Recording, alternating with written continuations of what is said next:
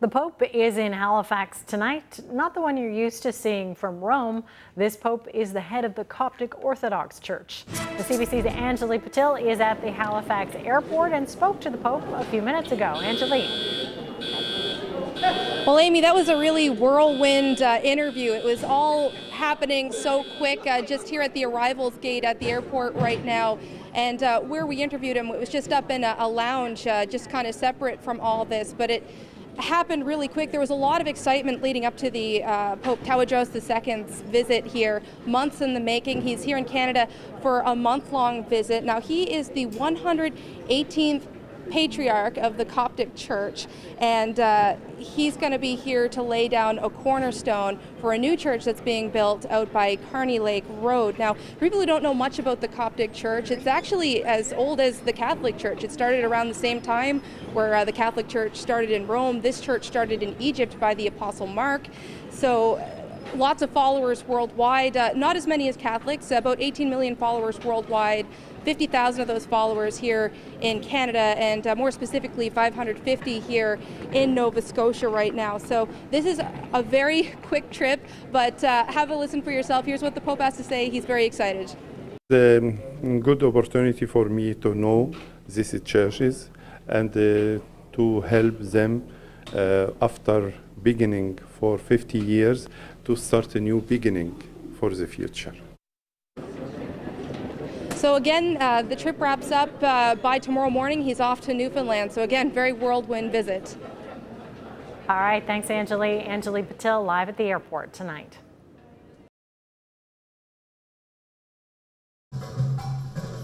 It's Margaret MacLennan's first day back in the studio. The 27-year-old has been dancing and performing for 8 years, but had to stop in the fall. She got very sick and was eventually diagnosed with ulcerative colitis. It's an inflammatory bowel disease that affects the mucosal tissues of the colon and rectum.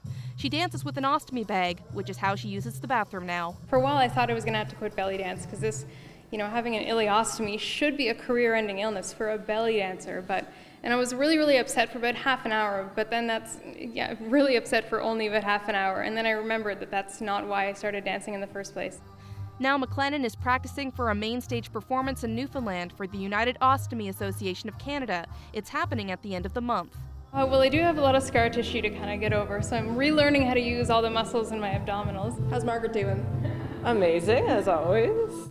MacLennan's dance teacher is glad she's back. I was really happy because Margaret had made a comment, I think, on Facebook about not being able to dance again. I kind of lost it a little bit because I think she's like me, that belly dance is a huge part of her life.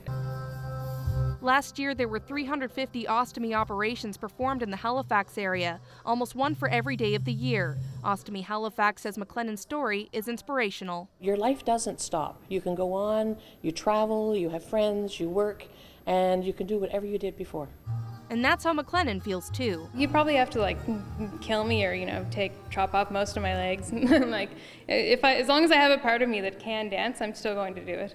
For now though, there's still a few more hours to log in the dance studio. Anjuli Patil, CBC News, Halifax. This is all that's left of 5426 Portland Place. Firefighters are still putting out hot spots. You can see office furniture amongst the debris. It's a big surprise. I'm glad that nobody was in there. Brandon Ring attends Ravensburg College. The law enforcement school was based here. It's a shame that the building burnt down, and I'm just hoping that they can get everything set up for Tuesday again, because that's when they said that we should be up and up. The fire started around 8 yesterday morning. Thick flames tore through the building. Homes were evacuated. A thick smoke covered downtown. Mattresses inside contributed to the severity of the blaze. Firefighters worked to keep the flames from spreading. The guys did an incredibly good job of making an initial attack and then backing out at the right time and then going defensive and protecting all the exposures to limit it to only the building that was on fire on initial arrival. RCR Hospitality had an administrative office here, but payroll will not be affected by the fire. That information was stored on a hard drive that's kept off-site. The company says people have been quick to offer help. The support that we've received in the last 24 hours has been unbelievable from our clients, from our hospitality partners in the city, people offering us office space and would let their staff come and work with us and so on and so forth. The registered owner of this building is listed as Anthony Joseph Metledge. The property is valued at $1.4 million. Last May, Metledge mortgaged the property with the Bank of Montreal for $1.2 million.